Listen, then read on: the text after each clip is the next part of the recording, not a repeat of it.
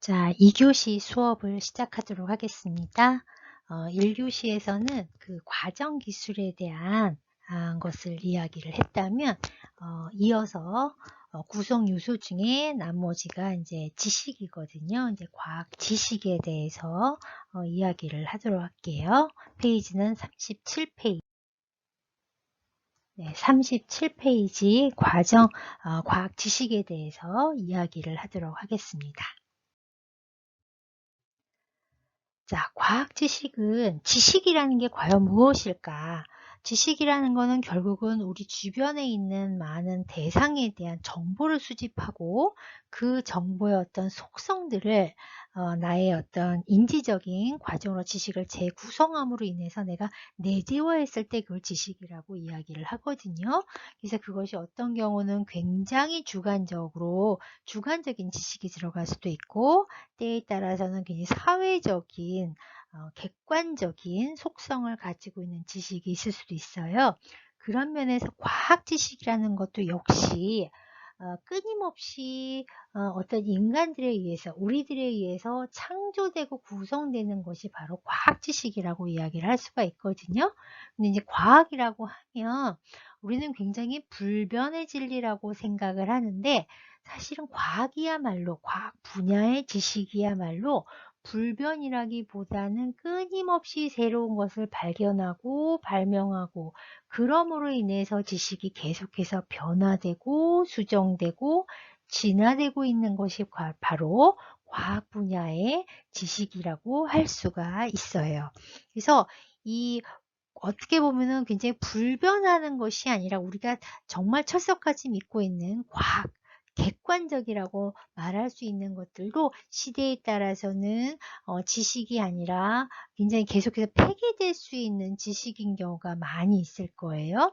예를 들면 어떤 태양계에 있는 어떤 행성에 있어서 예전에는 수금지와 목토 천해명, 그래서 명왕성 같은 경우 우리의 행성으로 뒀지만 이제는 더 이상 그 행성으로의 특징을 가지고 있지 않다라는 것을 발견함으로 인해서 명왕성은 행성이 아니거든요. 그런 것처럼 과학 분야에 있는 진리는 계속해서 변화한다. 즉 무엇을 발견하느냐에 따라서 그것이 지식으로 들어올 수도 있고 그렇지 않을 수도 있다라고 이야기를 하는 거죠.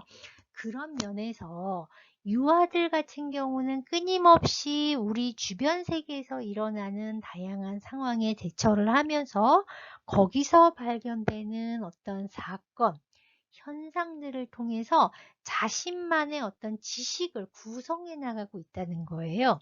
그래서 앞서서 구성 요소, 과학적 요소 중에서 과정 기술 중에서 의사소통이라는 것도 굉장히 중요한 기술이다라고 이야기한 이유는 소통 없이 소통을 하던 안 하던 유아들은 끊임없이 자기 주변에서 경험하는 바를 자기의 지식으로 구성을 하는데 소통이 없으면 유아들은 오개념을 잘못된 개념을 지식으로 내재화할 수도 있다라는 거죠.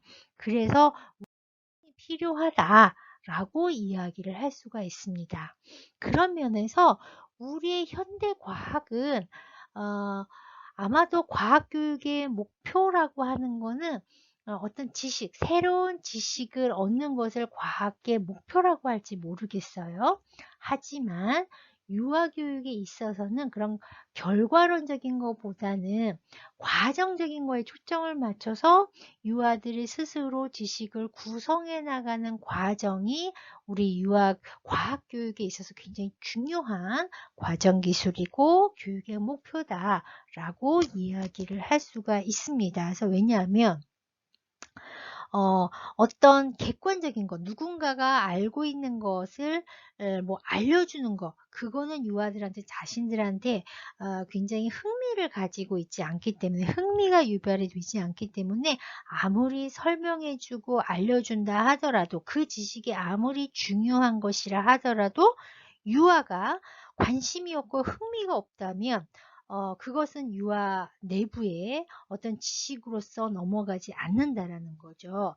그렇기 때문에 유아 스스로 탐구하고 그 안에서 어떠한 기존에 가지고 있는 사전 경험과 사전 지식을 재구성함으로 인해서 새로운 것을 발견할 수 있도록 안내하는 것이 유아과학교육의 목표다. 이야기를 할 수가 있을 것 같습니다.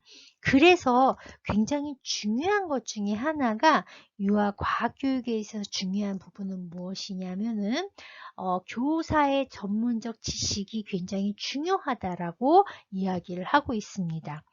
왜 그럴까요? 교사의 지식이 어떻게 보면 자칫 잘못 생각을 하면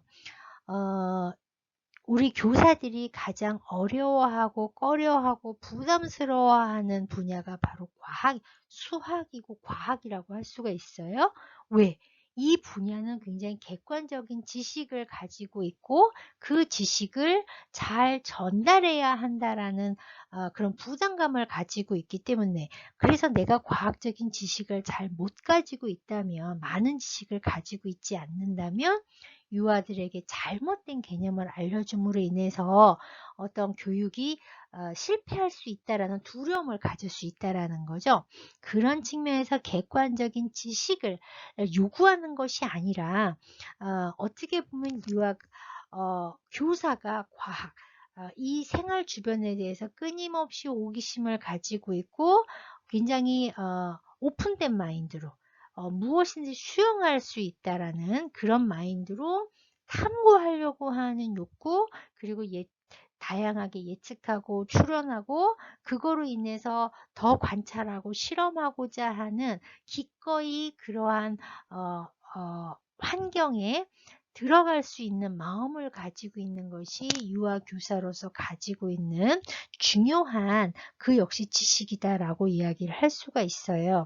그래서 교사가 얼마나 어떻게 보면 오개념을 가지고 편협된 지식을 가지고 접근하느냐, 그건 굉장히 큰 실수를 오히려 유아들에게 오개념을 전달할 가능성이 높다라고 볼 수가 있는 거죠. 그래서 교사들이 과학 분야에 있어서만큼은 어떤 전문적인 태도, 전문적인 지식을 가지고 있는 것이 중요하다. 굉장히 필수적인 요소이다라고 이야기를 하고 있습니다. 그래서 그러한 측면에서 우리는 일반 어떤 중고등학교 학생들을 대상으로 과학교육을 하는 것이 아니라 많은 것들이 지금 미완성되어 있는, 어떻게 보면 백지와도 같이 모르는 것이 많은, 그래서 이 세상에 대해서 호기심이 많은 영유아를 대상으로 과학교육을 한다라는 측면에서 우리는 어떤 태도를 가지고 있어야 할까라고 생각을 해봅시다. 그래서 요거는 아마 그 교재에는 없는 부분이에요. 지금까지 했던 1챕터를 한번 정리를 해본다면 영유아는 어떤 존재다? 과학 속에서 살아가는 과학적인 존재다.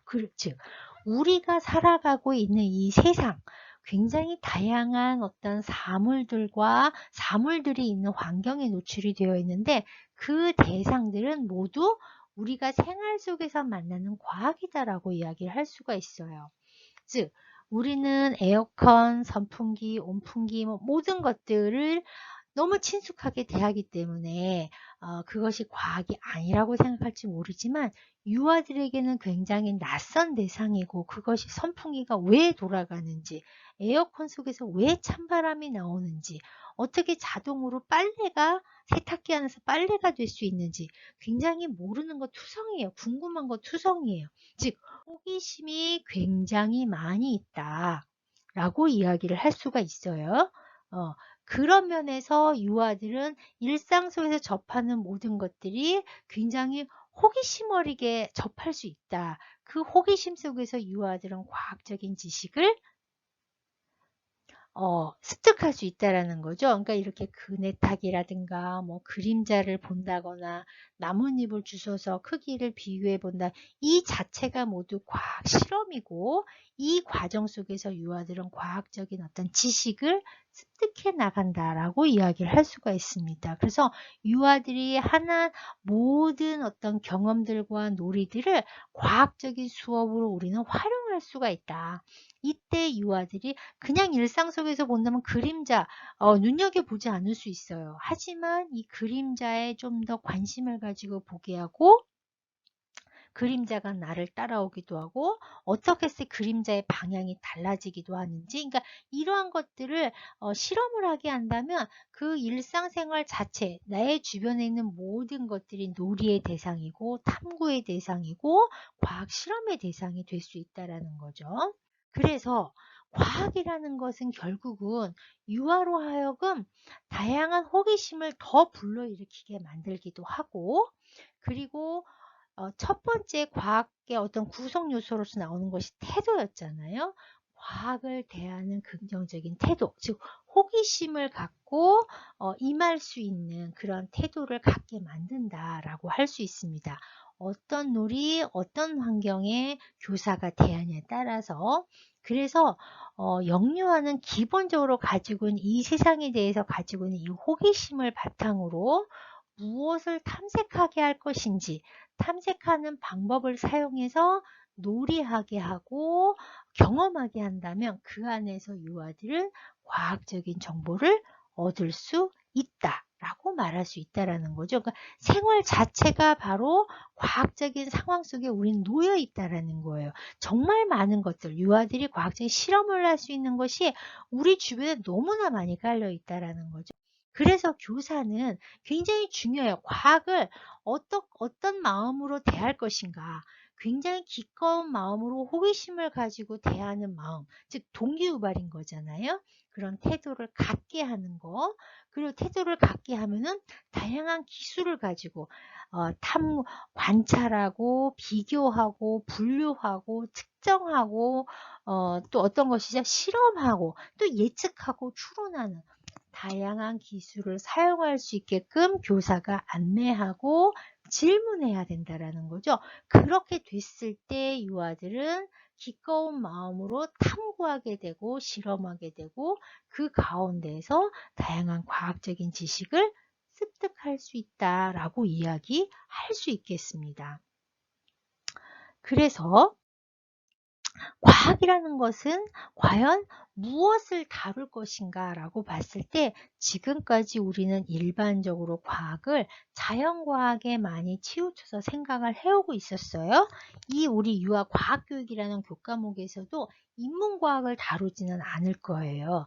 물론 이제 인문과학, 즉 철학이잖아요. 이제 그런 부분은 조금 더 연령이 높아졌을 때 혹은 다른 분야에서 하고, 유아 과학교육이라는 것은 일단 유아들이 직접 관찰하고 경험할 수 있는 분야, 우리 주변 세계에 대해서 호기심을 갖고 우리 주변 세계를 탐구할 수 있는 분야, 즉 자연과학, 수학, 물리학, 과학, 생물, 지구과학 이 분야를 탐구하는 교과목으로서 우리 과학교육을 한번 다뤄보자고 이야기를 한다면, 과학교육이라는 것은 기본적으로 관찰을 통해서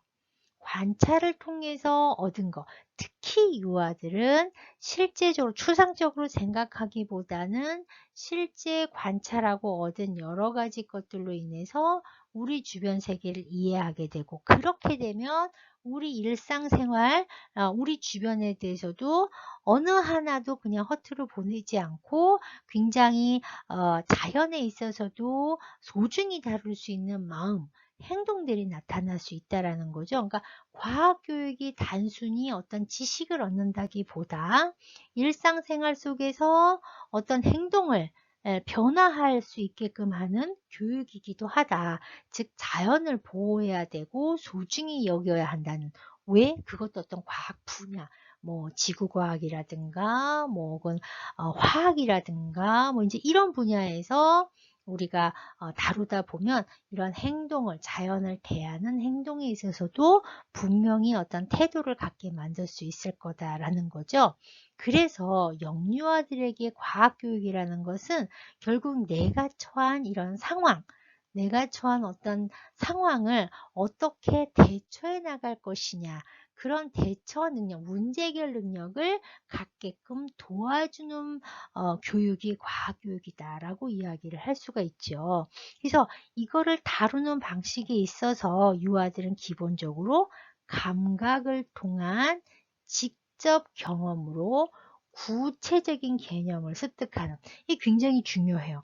유아들을 위한 과학은 추상적인 과학이 아니에요. 굉장히 구체적인 과학이어야 하거든요. 그래서 아까도 이야기했지만 영유아를 대상으로 하는 과학교육은 어떤 지식 자체를 가르치는 굉장히 추상적인, 끊임없이 교사가 설명하고 알려주고 가르쳐서 주입하는 지식이 아니라 유아 스스로 탐구하고 그 과정에서 어떤 직접 만져보고 굴려보고 관찰해보고 실험해보는 과정 속에서 얻는 지식, 그리고 그 과정에서 얻게 되는 태도, 이 자체가 굉장히 중요한 과학교육이다. 유아를 대상으로 하는 거는 결과로죠. 지식이라기보다는 어떻게 보면 그 지식을 구하기 위해서 굉장히 중요한 이런 태도를 육성하는, 태도를 갖게 하는 것도 유아를 대상으로 하는 과학교육의 목표다라고 이야기를 할 수 있겠습니다. 그렇다면 이러한 과학교육이라는 것이 무엇인지, 유아를 대상으로 하는 과학교육은 어떻게 해야 하는지는 사실 시대마다 변해왔어요. 이 시대마다 유아들을 위한 어떤 교육의 방법, 특히 과학이라는 분야의 어떤 교육 방법에 영향을 준 것은 과연 시대마다 어떻게 달라졌는지를 한번 보도록 하지요. 아마 이거는 많이 여태까지 여러 교육 철학이라든가 여기서도 많이 다루어져 왔을 텐데, 유아를 대상으로 하는 교육이라고 하면 제일 먼저 물론 가장 과거로 가는 플라톤까지도 가서 이야기를 하겠지만, 이 과학교육이라는 분야에서는 코메니우스부터 이야기를 먼저 언급을 합니다.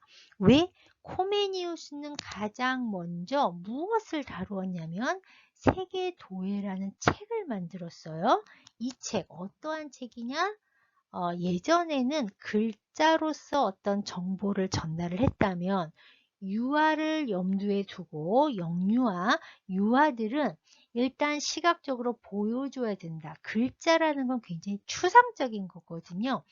눈에 보이지 않고 만질 수 없는 추상적인 대상, 기호거든요. 그 기호로서 정보를 전달하기보다는 보여주면서 어떤 정보를 전달해야 아동들은 어떤 이해할 수 있다라는 측면에서 최초의 어떻게 보면 정보 그림책이라고도 볼 수 있는 세계 도회를 만들었고, 대교수학, 어떻게 가르쳐야 하느냐라는 책을 통해서 무엇을 강조했냐면 감각을 중요시 여겼다는 거죠. 세계도회라는 책에서 그림을 통해서 뭔가 지식을 전달한 것처럼 어린아이들을 대상으로 하는 교육에서는 감각이 굉장히 중요하다. 특히 과학. 예전에는 어떤 밭농사라든가 실제 내가 몸을 이용해서 자연 속에서 무엇을 키워내는 것도 굉장히 중요한 교과목 중에 하나였거든요. 그래서 결국 과학이죠. 과학과 관련된 그런 교육 내용을 이 대교수학에서 제시를 하고 있고, 방법은 감각을 통해서 교육을 해야 한다라는 것을 강조했다. 그래서 16세기 코메니우스가 어떻게 보면은 과학적 실학주의라고 이야기할 수 있을 만큼 처음으로 이러한 교수 방법을 라고 볼 수가 있고요. 근대로 넘어오면 로크라는 이제 교육 철학자가 등장을 하죠. 이 교육 철학자는 아마 백지설을 많이 이야기를 들었을 텐데, 이 사람들은 이 어린이들은 백지와도 같다. 아무것도 없이 여기에 무엇을 그리냐에 따라서, 어떤 경험을 주냐에 따라서 그림이 그려질 수 있는 무한한 가능성을 가지고 있는 존재다라는 주장을 한 거잖아요. 이때 유아들은 어떻게 지식을 획득하느냐? 왜 보세요? 자극을 지각함으로 인해서 지식을 획득한다라고 했어요. 그렇기 때문에 감각이라는 걸 강조했다라는 거죠. 감각을 개발시키는 교육 방법을 구체적으로 제시했습니다. 그래서 보고, 듣고, 맛보고, 냄새 보는 이런 오감각을 통해서, 즉 신체 발달이 굉장히 중요하다라는 거예요. 오감각을 통해서 어떤 자극을 제공하면 지식을 획득할 수 있다라는 거예요. 그래서 이 사람은 놀잇감을 어떻게 보면 교육에 처음으로 도입을 했다라고 이야기를 하고 있습니다. 그래서 로크가 처음으로 어떻게 보면 이제 근대에 오 감각을 활용한 어떤 교육 방법을 하면 루소는 루소 하면 에밀이라는 책을 아마 많이 알고 있었을 거예요.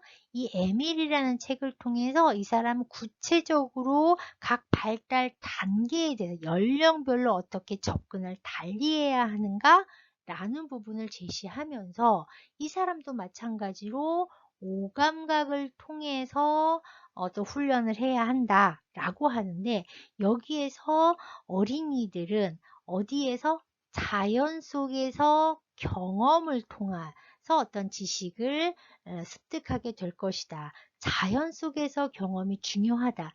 자연이기 때문에 당연히 어떤 암기, 지식 교육이 아니라 오감각을 통한 감각 교육을 강조했다라고 볼 수가 있는 거죠. 어떻게 보면 이 루소가 제시한 유아들은 흥미가 중요하다. 자연 속에서 경험을 해야 한다. 라는 것은 어떻게 보면 현대의 우리 유아교육의 근간을 이루고 있는 부분이라고도 볼 수가 있는 거죠. 그래서 자연 속에서 유아의 흥미에 이끌리는 어떤 경험이 굉장히 중요하다라고 이야기를 하고 있죠.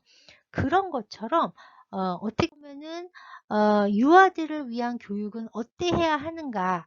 결국은 감각이라는 거. 현대의 어떤 과학 교육에 있어서 관찰을 해야 하고 예측하고 추론하는 것을 바탕으로 실험을 해야 하고 그 과정에서 유아들이 기꺼운 마음, 호기심을 충족시켜주고 그 과정에서 나오는 경험이 유아들의 지식이 될 것이다. 그래서 유아들이 자연으로 나아가서 실제 감각을 활용해서 직접 보고 만지고 냄새 맡는 어떤 구체적인 감각 교육을 통해서 지식을 얻을 필요가 있다. 그러한 지식이 의미롭다라고 이야기를 하고 있죠.